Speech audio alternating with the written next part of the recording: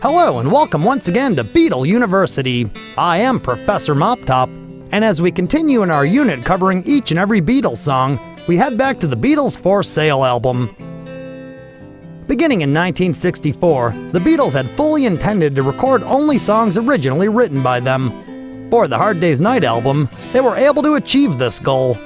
For the second full-length LP recorded for the year, they had to dip back into the well of songs they knew, loved, and could quickly record during the fast-paced and deadline-filled sessions.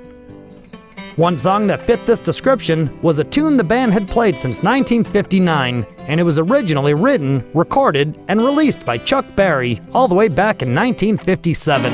Just let me hear some of that rock and roll music, any old way you choose it. It's got a backbeat, you can't lose it, any old time you use it. It's gotta be rock and roll music, if you wanna dance with me, if you wanna dance with me.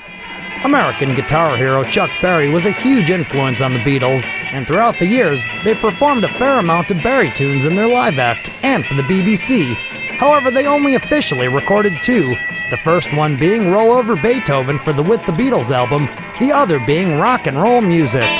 Just let me hear some of that rock and roll music, any old way you choose it.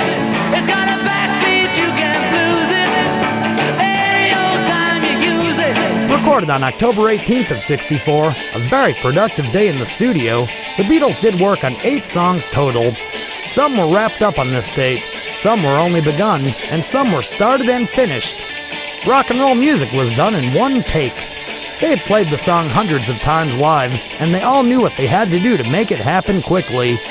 Like many things Beatle-related, there are some differing sources. Some report that George Martin played the piano live along with the band. Yet another, way more interesting source reports that John, Paul, as well as George Martin all played the same piano at the same time on the track, most likely an overdub. Sadly, history has not proven or discredited these bits of information, but what is important is John's exciting and strong lead vocal on the track, as well as the energetic performance by the other Beatles. Whatever the specific lineup of the song was, Rock and Roll Music remained a part of the band's live act through the end of their touring days.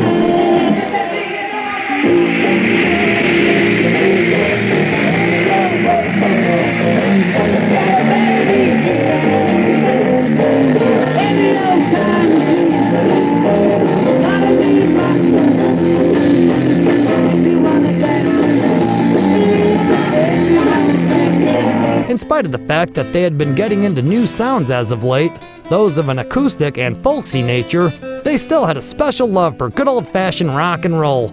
The fourth Beatle album would wind up with a bit of both, and the next time we meet, we're going to discuss the next song up on the album, an early McCartney tune revived for the sessions. Until then, class dismissed. I am Professor MOPTOP. 1, 2, 3, 4. A MOPTOP production. Very good.